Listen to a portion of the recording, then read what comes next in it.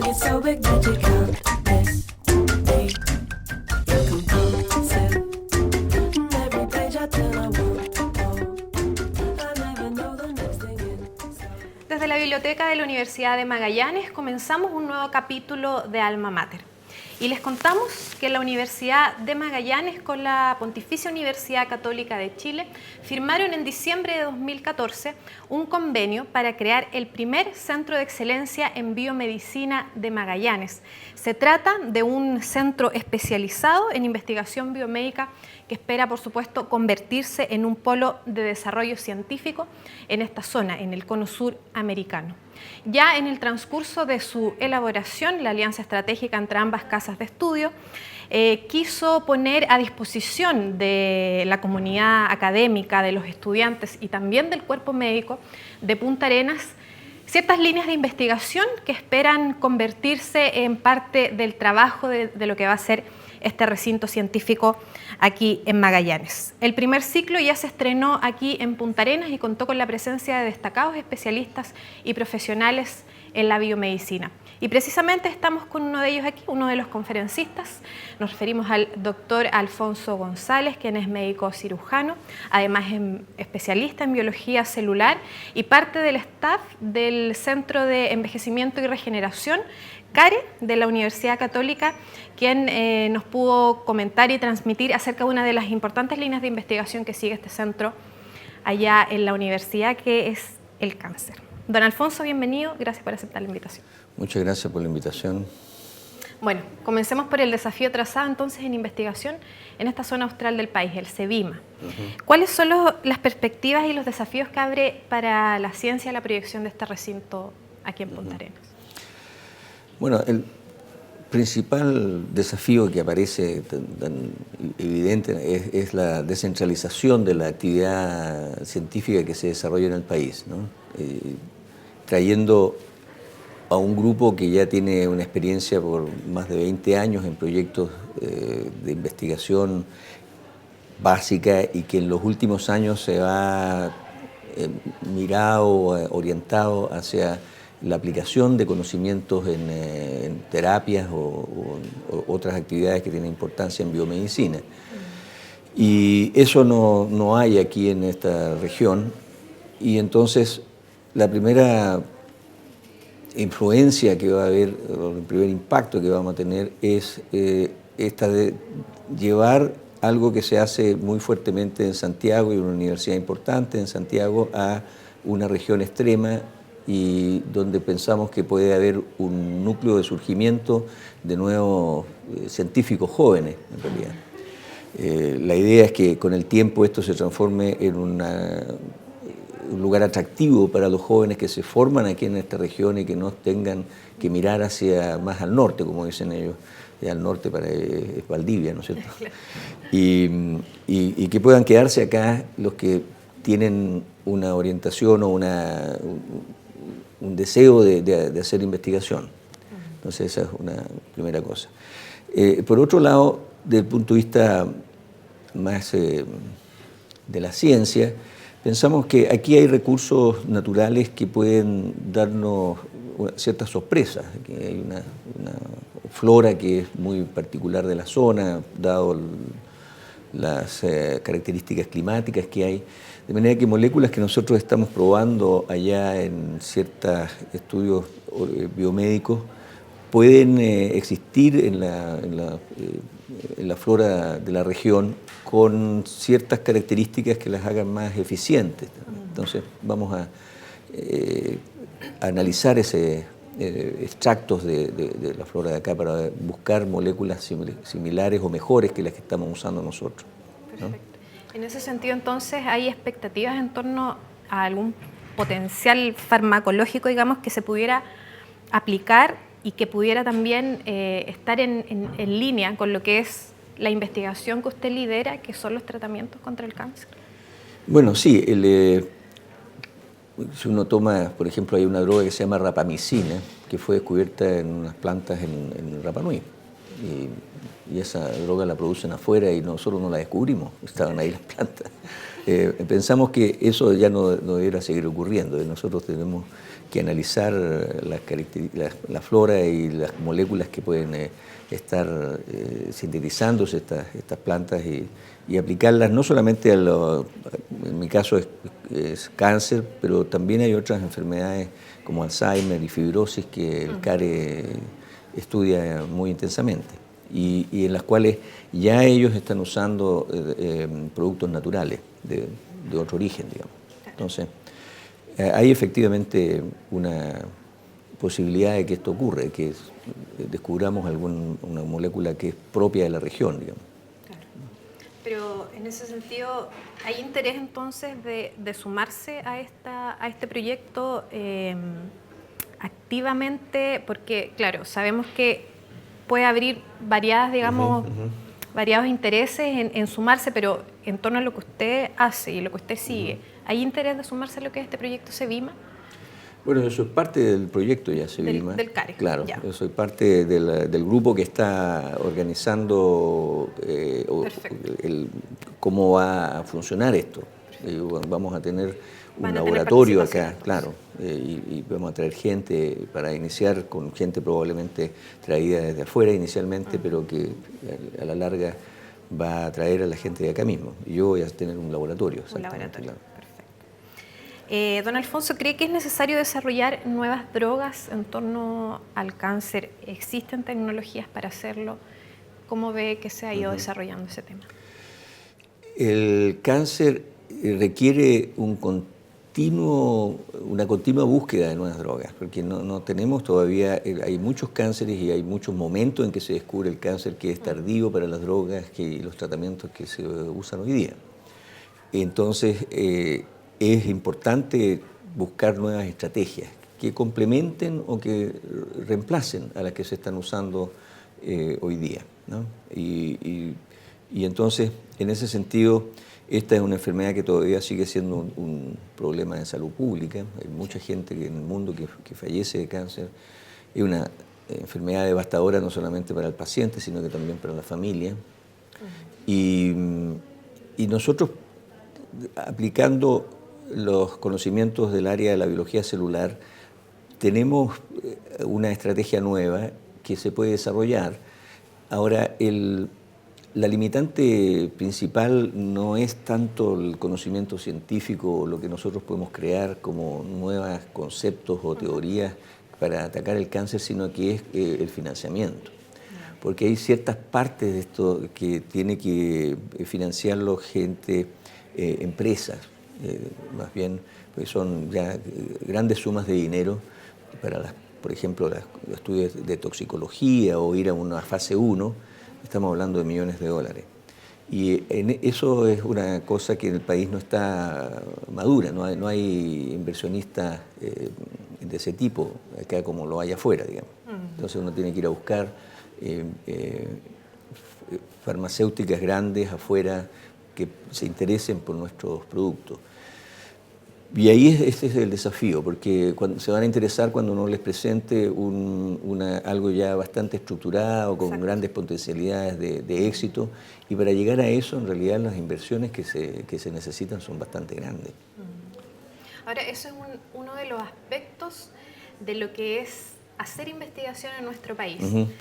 A su juicio, ¿qué falta para que nos desarrollemos mejor en esta área importante de la ciencia, digamos? Porque no solo en la biomédica, hay otras áreas también que tienen un potencial de desarrollarse, pero muchas veces el freno son los recursos.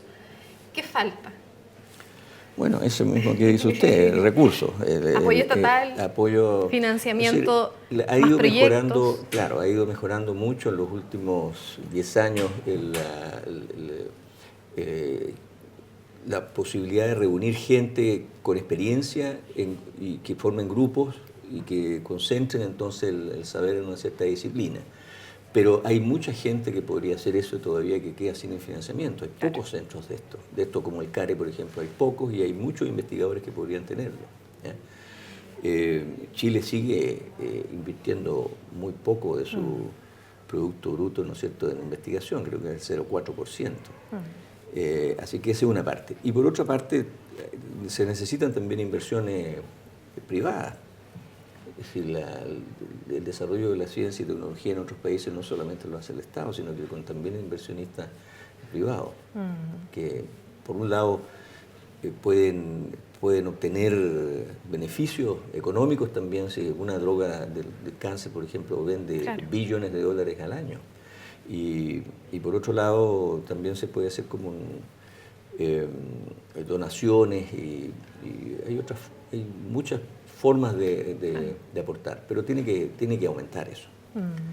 ¿Y cuál es la fórmula entonces? ¿Cómo atraerlo? ¿Falta generar también cierta cercanía con la juventud, con esta masa, digamos, pensante que se está formando para que se interese por la investigación, que también tengo entendido que es un índice muy bajo de los jóvenes que hoy día se interesan en hacer investigación?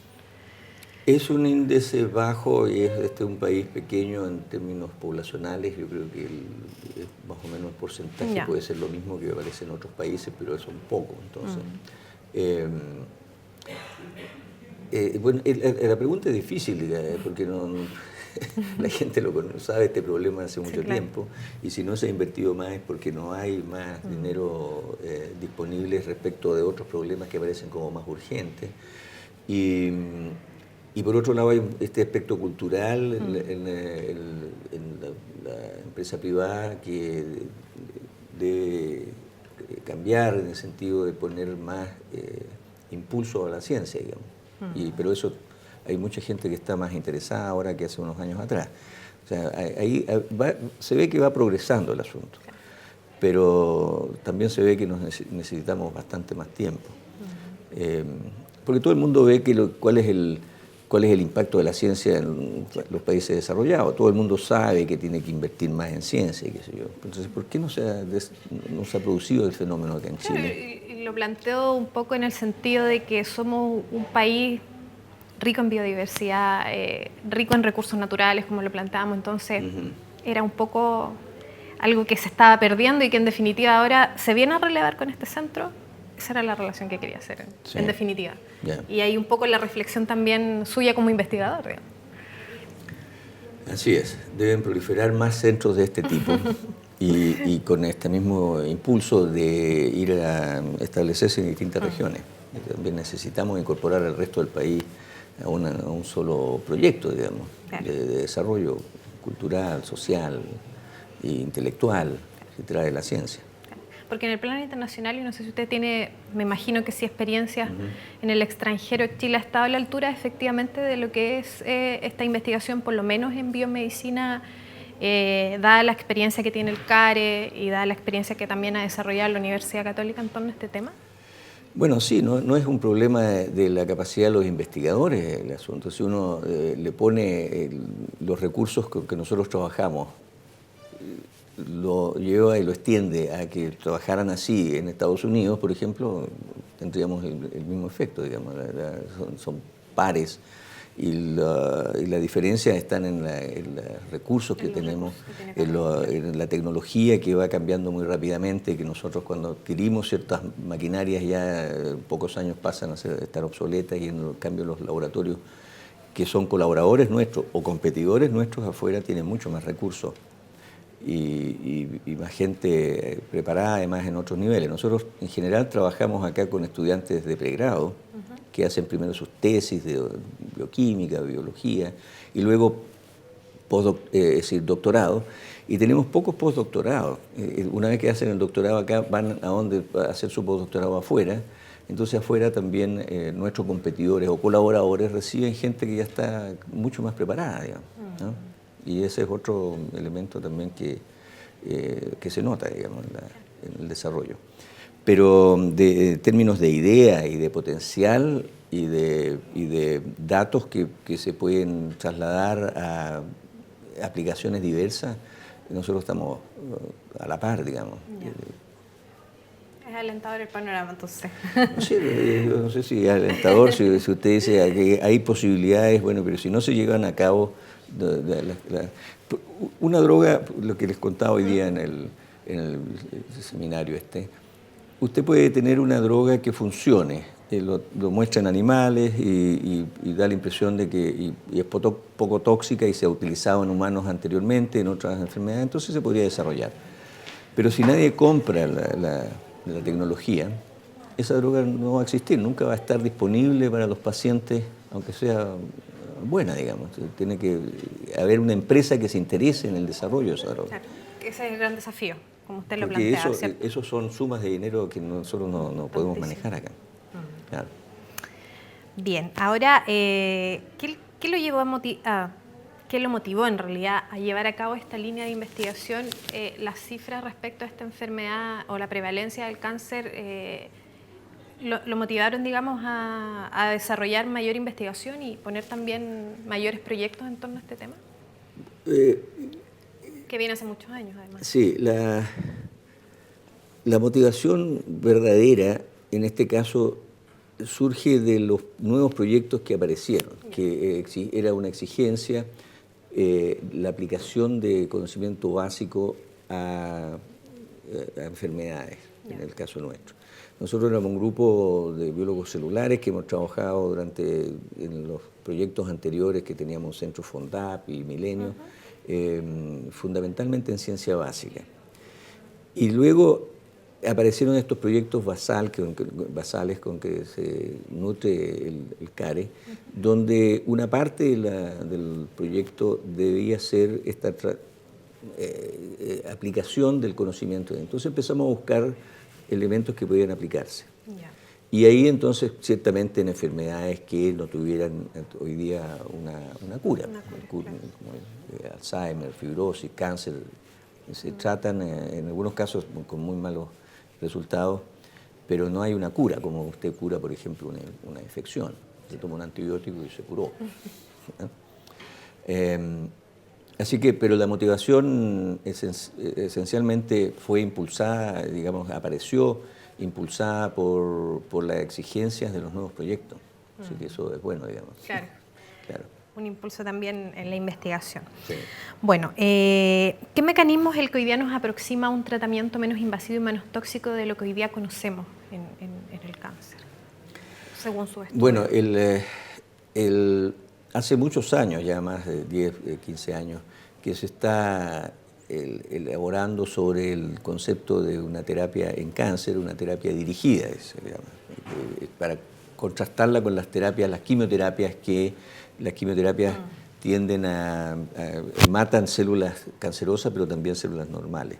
Entonces los pacientes que se someten a tratamiento de quimioterapia pueden sentirse muy mal e incluso muchos no toleran el tratamiento. Es relativamente tóxico dependiendo del cáncer y de las drogas, obviamente. Entonces, el conocimiento de rasgos que aparecen en la célula tumoral y que la hacen distinta de las normales es lo que se está usando como blanco para nuevas terapias hace mucho tiempo. Ya hay varias drogas que están en uso clínico de eso. ¿Ya? Entonces, que son menos tóxicas en el sentido de que atacan más fuertemente la célula tumoral que la normal. Y en ese contexto nosotros tenemos estrategias nuevas también. Nuevas en el sentido que no han sido probadas anteriormente con drogas comerciales y que se están usando en tratamiento. Entonces puede aportar a los tratamientos habituales y en algunos casos cuando hay resistencia a esos tratamientos podría ser esta la única alternativa. Perfecto, vamos a ahondar en esas nuevas estrategias, don Alfonso, haciendo una pequeña pausa para presentar, como lo hacemos en cada capítulo, un nuevo reportaje, Cuna de Ideas.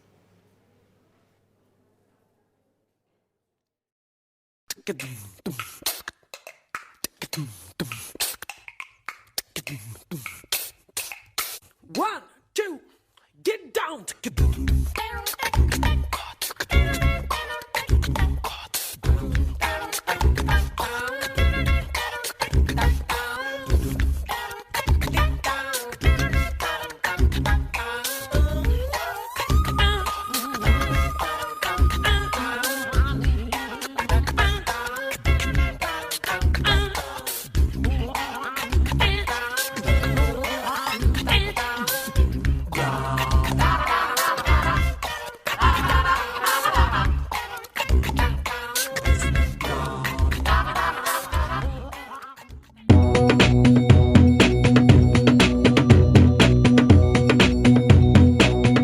son las portadas de la prensa desde diciembre de 2014, y en ellas hay una realidad común que literalmente impacta.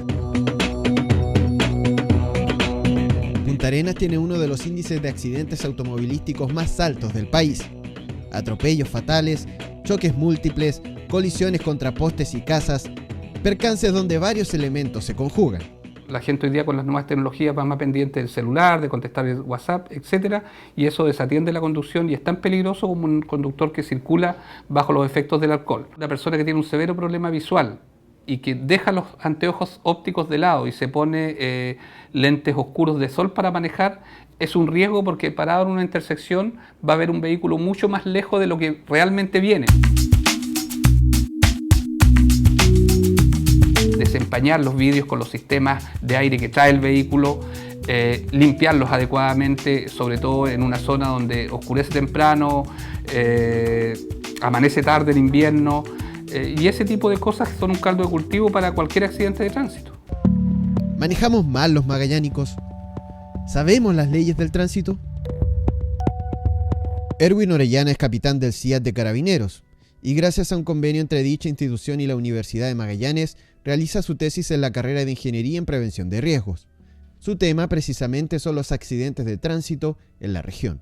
Las estadísticas de los 3 últimos años, que son informadas anualmente por la CONACET, que es la entidad gubernamental que está encargada de verificar estos análisis de datos, sí estamos en una media que está con una tendencia a la alta, pero también en cuanto a la cantidad de fallecidos por accidente en el tránsito, estamos en el promedio nacional, pero sí estamos, en cantidad de accidentes estamos un poco más altos. Nosotros no tenemos un programa de educación vial y es una falencia no solamente a nivel comunal, sino a nivel país. La ley de tránsito contempla en uno de sus artículos la obligatoriedad de las enseñanzas de las normas de tránsito en los establecimientos educacionales y ello, tengo que decirlo con todas sus letras, no se cumple. Cuando yo transporto a mi hijo en un vehículo y lo hago hablando por celular, a exceso de velocidad, no respetando ninguna norma de aparcamiento, me subo arriba de la vereda, ¿qué está aprendiendo ese niño?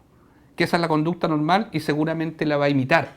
Por eso el rol de los padres es fundamental. Según cifras del INE, el parque automotriz en 2014 en Magallanes fue de 63.129 unidades, donde Punta Arenas encabeza la lista con 49.893 vehículos. Parecen fríos números, pero a ciertas horas se nota. Uno de los mayores parques automotriz que hay a nivel de ciudad comparado por habitante. Magallanes está dentro de los primeros lugares. Las calles de Punta Arenas en algún momento y en estos últimos 10 años, donde se ha incrementado el parque vehicular en forma considerable, no están resistiendo en algunos sectores y en algunos tramos. Es por un cálculo de flujo vehicular. La ciudad tiene horas punta bien marcadas, que es en la mañana, al mediodía, en la tarde, pero la de la mañana es lejos la más compleja. Estamos como en la segunda, la tercera ciudad con mayor cantidad de vehículos por habitante.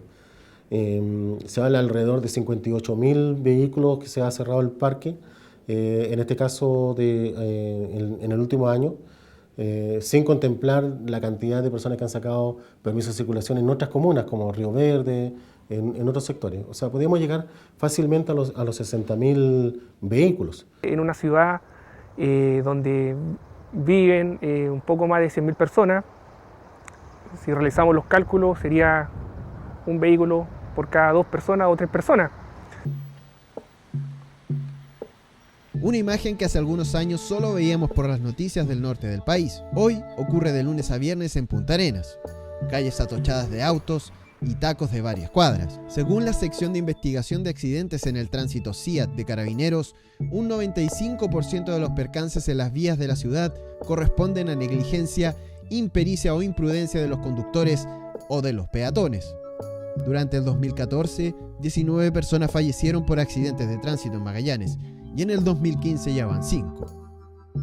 ¿Pero qué factores influyen en la eventualidad de este tipo de fatalidades? Magallanes tiene 4 componentes extras si nos comparamos con otras zonas de Chile. Viento, escarcha, nieve y oscuridad durante los meses de invierno genera la situación propicia para que las cifras de accidentabilidad aumenten durante junio y julio de cada año. La 12ª región de Magallanes y Antártica chilena tiene unas condiciones especiales de adversas de tránsito. Estamos con presencia en estos tiempos, en época invernal, con presencia de escarcha, nieve, en algunas ocasiones viento y niebla, lo cual es un factor de riesgo que los conductores enfrentan y deben adoptar las medidas de seguridad para evitar cualquier tipo de accidente. La más alta tasa de accidentabilidad de siniestro en esta época es en esta época del año, los meses de invierno, cuando están presentes las escarchas principalmente y cuando los conductores no conducen a una velocidad razonable y prudente respecto a las condiciones que enfrentan en la vía. En Punta Arenas es fácil comprar vehículos gracias al beneficio de la zona franca. Por lo tanto, la prevención y educación vial, sumados a una fiscalización más constante por parte de las autoridades, son las estrategias que hasta ahora se desarrollan con relativo éxito. Lo único que se ha logrado con el nuevo examen de conducir, desde nuestra perspectiva, como dirección de tránsito, es que las personas que aprueban finalmente el examen para obtener su licencia, lo hacen mejor preparadas. Pero eso en ningún caso significa de que se van a largar mejores conductores a la calle. Fue implementada la ley de tolerancia cero y al año siguiente, en septiembre del año recién pasado, la ley denominada Emilia, que endurece las penas, crea nuevos delitos como el darse a la fuga, el negarse a practicarse el examen de alcoholemia. Si bien es cierto la legislación es dura respecto a otros países, las personas no le están dando cumplimiento. Porque hoy día se habla mucho de sanción, de rigurosidad en el examen, pero ¿cuál es el premio por buen conductor? Hoy día no existe. Entonces, me encantaría que el tema de la licencia por puntos efectivamente pueda implementarse dentro de unos años más para que aquella persona que tiene una hoja de vida intachable, uno pueda decirle, mire, ¿sabe qué? Su licencia de conducir, usted va a tener un proceso más simple porque ha demostrado con el correr de los años que ha sido un buen conductor. Se nota un cierto relajo y ese es el llamado que nosotros hacemos como autoridad de Carabineros en prevenir conductas arriesgadas como el conducir bajo los efectos del alcohol y los peatones también que transitan bajo los efectos del alcohol, que son una de las principales causas de accidentes que se originan en la región de Magallanes. Bomberos es una de las primeras instituciones que prestan ayuda en los accidentes de tránsito. La ciudad cuenta en la primera compañía con un grupo de rescate especializado para socorrer a las víctimas. Dependiendo de la situación o la magnitud del accidente, prestamos colaboración a los pacientes, entregamos las primeras atenciones a la espera de la llegada del personal especializado, que es el personal del SAMU. Una vez que tenemos ya controlada esta situación, si es que la persona estuviese atrapada debido al impacto que es de alta energía, comenzamos lo que es la utilización de herramientas hidráulicas para comenzar a hacernos espacios para trabajar y así mover o trabajar con la persona de la forma más expedita posible. Pero lo que preocupa es la reiterada irresponsabilidad en la que caen los conductores más jóvenes, que se sientan al volante con alcohol en el cuerpo, sin medir el riesgo de manejar en estas condiciones y olvidando las altas penas que impone la ley. Yo creo que está más que repetido. Creo que la compañía de alcohol y velocidad no es muy buena en el momento de salir, y menos lo que es correr estas carreras que hay clandestinas en la noche, o estos autos tuning, podríamos decir, que creen que todas las calles son pista de carrera.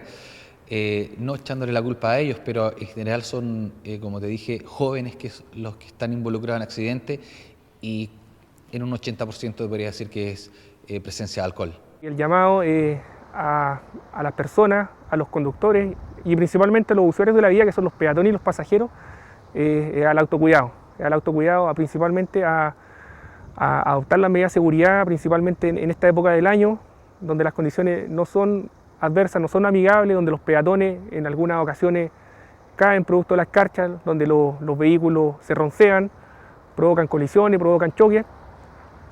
Y bueno, y a los pasajeros al uso obligatorio del cinturón de seguridad, tanto los conductores como los copilotos y los pasajeros que van en los asientos posteriores. Son hábitos que debemos modificar. Simples acciones que pueden evitar accidentes y tragedias, que cada vez son más frecuentes en las calles de Punta Arenas.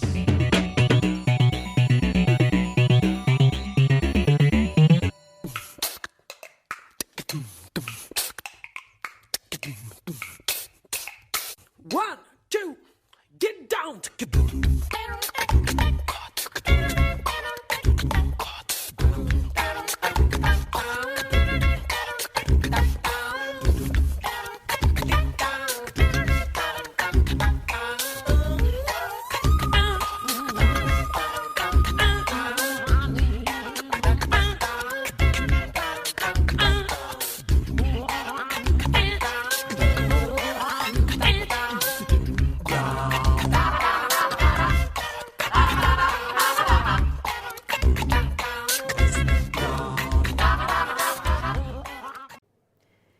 continuamos Alma Mater en esta conversación con quienes va a ser parte en realidad de este proyecto SEVIMA y también especialista en una línea de investigación de una enfermedad que ataca a muchos chilenos y a mucha gente en el mundo, por supuesto, que es el cáncer. Él es don Alfonso González, especialista en biología celular, y justamente estábamos hablando de la exposición que le tocó dar a la comunidad universitaria y también a la comunidad o al cuerpo clínico, ¿cierto?, del Hospital de Punta Arenas. Nuevas estrategias anticáncer. ¿Qué fue lo que quiso transmitir en esta charla? Lo que les presenté es lo que estamos haciendo nosotros y contrastándolas con las estrategias actuales, porque para decir nuevas no sé, bueno, son nuevas respecto de estas. Y el centro del enfoque, digamos, como estamos mirando, es en dirigir drogas contra rasgos que son propios, como les explicaba, de las células tumorales. Y en el caso nuestro, ese elemento se llama receptor del factor de crecimiento epidermal, que es un receptor. ¿Y qué significa? ¿Qué es lo que hacen los receptores? Bueno, reciben señales, y en este caso son señales químicas que mandan otras células y que aumentan la proliferación, se multiplican más las células y eso va generando un tumor. Claro. Pero el cáncer, además de aumentar la división de las células de proliferación, que aumenta la población de las células, se caracteriza porque estas células son invasivas, no se quedan en el lugar donde se multiplican, sino que van a colonizar otros sitios y lo conocemos como metástasis. Como metástasis, claro. Y este receptor está metido en esos procesos de proliferación, de migración invasiva y también de otro concepto que no es tan evidente para la gente, que es la sobrevida. La célula está sobreviviendo en el ambiente, en el nicho donde está, porque recibe señales de las otras células. Y cuando sale y va a colonizar otro sitio, es como si viniera alguien de Santiago sin parca acá y con manga camisa, ¿no es cierto? Entonces, la célula tumoral tiene, y eso lo hace genéticamente por cambio genético, adquiere las herramientas para sobrevivir en distintos ambientes. Entonces, también este receptor participa en esos mecanismos. Entonces, si uno bloquea la actividad, la función de este receptor, tiene la posibilidad de bloquear diversos procesos que son alterados en cáncer. Y hay drogas que se usan hoy día. Este receptor es un blanco de drogas que se usan en tumores, por ejemplo, en cáncer de colon, se usa un anticuerpo que inhibe el reconocimiento de la señal, digamos. La señal, esta química, no se une al receptor. Es como si usted pusiera una pantalla en un receptor de una transmisión de ondas de la televisión, no va a encontrar la señal. Entonces eso es lo que hace un anticuerpo. Y por otro lado, hay otras drogas que impiden ¿qué es lo que hace el receptor? El receptor, igual que el receptor en televisión, emite señales, recibe la señal y la transforma en otra señal, ¿no es cierto? La transforma en una señal eléctrica. Y en este caso son señales químicas que se producen en el interior de la célula y las otras drogas bloquean la formación de esas señales, ¿no? Bueno, la estrategia nuestra es que la célula se trague al receptor, lo mueva, está en la superficie recibiendo señales y lo mueva hacia el interior. Y entonces deja de recibir las señales. Esa es más o menos las drogas que estamos usando hacen eso. Y eso entonces es una novedad o una estrategia, claro, novedosa. Novedosa, perfecto. Usted hablaba del cáncer de colon. ¿Es aplicable estos resultados o lo que están investigando a cuántos tipos de cáncer o es generalizado a todos? ¿Y bueno, por qué en realidad? Sí, nosotros hasta el momento los resultados que tenemos son de cánceres que dependen para su sobrevida, para su proliferación. En el fondo, la malignidad del cáncer depende de este receptor de factor de crecimiento epidermal. Entonces, eso cubre más o menos entre el 40 o 50% de los cánceres humanos dependen de ese receptor, ¿ya? Entonces, estamos más o menos con ese enfoque inicial. porque tenemos también algunos datos que indican que podría también ser efectivo en otros tumores que tienen otros receptores. Porque el proceso de tragarse el receptor, que llamamos internalización o endocitosis, como la palabra técnica, puede también aplicarse a otros receptores. Entonces puede ampliarse la gama de tumores. Ahora, si uno toma solamente los cánceres dependientes del receptor de GF, ahí tiene usted el cáncer pulmonar, el cáncer de mama, el cáncer de colon, el cáncer gástrico, el cáncer de páncreas, cáncer de cabeza y cuello, gran variedad de cánceres. Se ve muy lejana la cura. ¿Cómo lo enfrentan ustedes como investigadores día a día y que también es algo tan cercano, ¿cierto? A muchos, me imagino que muchos alrededor estamos rodeados de gente que ha padecido algún cáncer y que ha muerto a raíz de esta causa. Entonces, Sí. es muy lejana. ¿Cómo lo ven ustedes y qué desafío les impone también en la investigación? Bueno, el conocimiento de cómo se produce el cáncer, de qué se trata una célula tumoral, es muy amplio y hay una tremenda desproporción entre ese conocimiento y la aplicación en tratamiento que sea más efectivo. Y eso es un problema parece que en la época de Nixon se firmó la guerra contra el cáncer y billones de dólares se han dedicado al estudio del cáncer. Y hoy día podemos saber con bastante posibilidad de que así ocurra, que los cánceres se producen son mutaciones genéticas y un proceso de selección natural como darwiniana, ¿no? Se producen mutaciones al azar y el ambiente interno del organismo selecciona células que de repente empiezan a proliferar más. Y además usted cuando las trata, las drogas pueden también ser como elemento de selección y usted selecciona las células que son resistentes en el fondo, ¿no? Entonces, si uno ve cómo es la dinámica de la célula tumoral, qué es lo que está ocurriendo ahí, se puede explicar por qué es tan difícil de manejarla. Primero, no hay un cáncer, incluso en un cáncer gástrico, cáncer de colon que decimos, un cáncer es generalmente distinto a otro. Es una enfermedad muy variada. ¿Por qué? Porque se producen mutaciones al azar, que las selecciona después las células que pueden sobrevivir, las selecciona el ambiente de la célula, el mecanismo de defensa que tienen. Entonces usted puede partir un cáncer con una célula, aumenta la masa, y en cada célula se están produciendo mutaciones al azar y entonces al final tiene un tumor usted que tiene distintos tipos de células. Eso es lo que lo hace diferente. Entonces usted puede matar inicialmente, claro, a muchas células que son sensibles, pero también seleccionar a las células que son menos sensibles, que pueden quedar dormidas por muchos años y después reaparecer. Sin embargo, ha habido notables avances en el tratamiento del cáncer. ¿Sí? No hay duda que con un manejo combinado de distintas drogas, algunos cánceres que se pueden mantener por mucho tiempo y en algunos cánceres incluso se pueden curar. Exacto. Así que Todo apunta a la prevención, al diagnóstico anticipado de estas células, cancerígenas.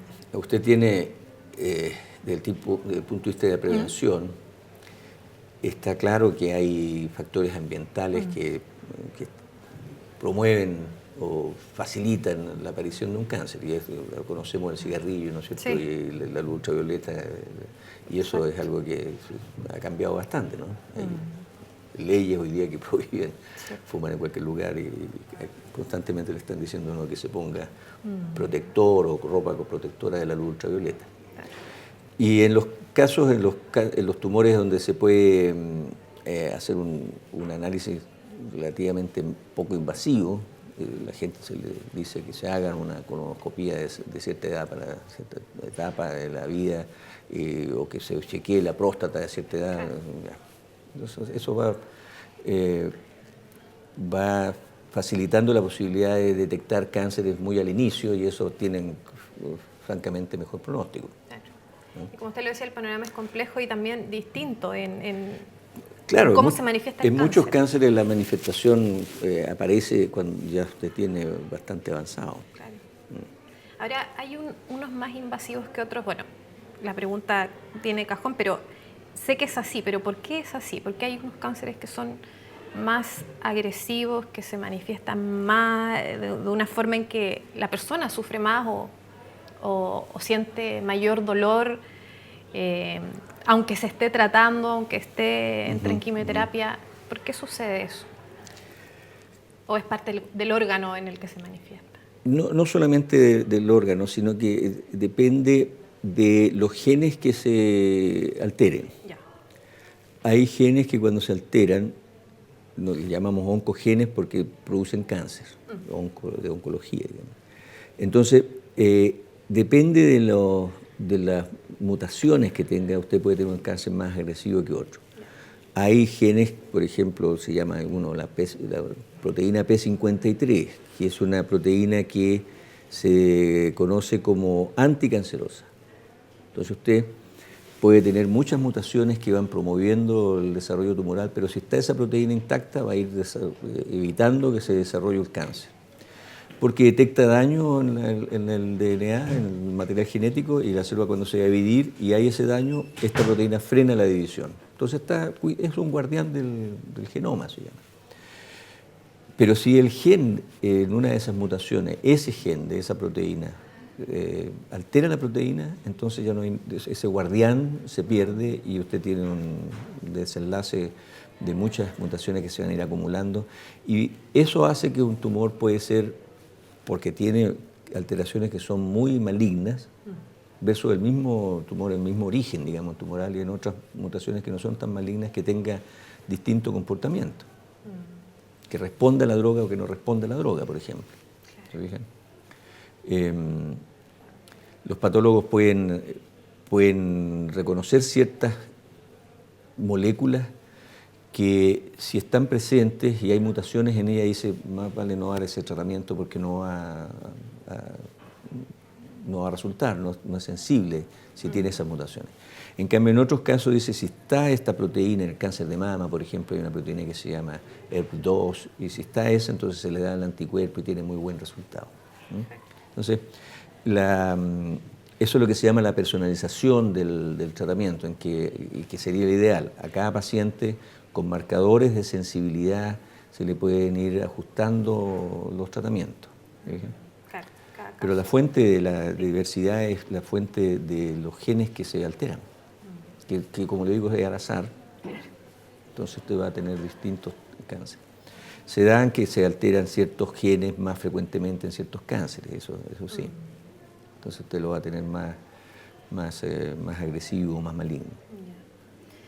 Bien, resultados que por supuesto alientan parte de este trabajo y que nos alegramos también que sea parte de lo que va a ser este Centro de Excelencia en Biomedicina de Magallanes. Gracias, don Alfonso, por acompañarnos. Muchas gracias, tenemos grandes expectativas que esto funcione, así que buen viaje muchas gracias de por la retorno. invitación. Muy amable. Estamos terminando ya este nuevo capítulo de Alma Mater y conversando de un tema que nos va a traer buenas nuevas para la región, un centro de excelencia en biomedicina que va a traer tecnología de punta e investigadores de punta para sacar adelante lo que es nuestra biodiversidad, nuestros recursos naturales, para aportar en lo que es la salud humana. Muchas gracias por acompañarnos, hasta la próxima.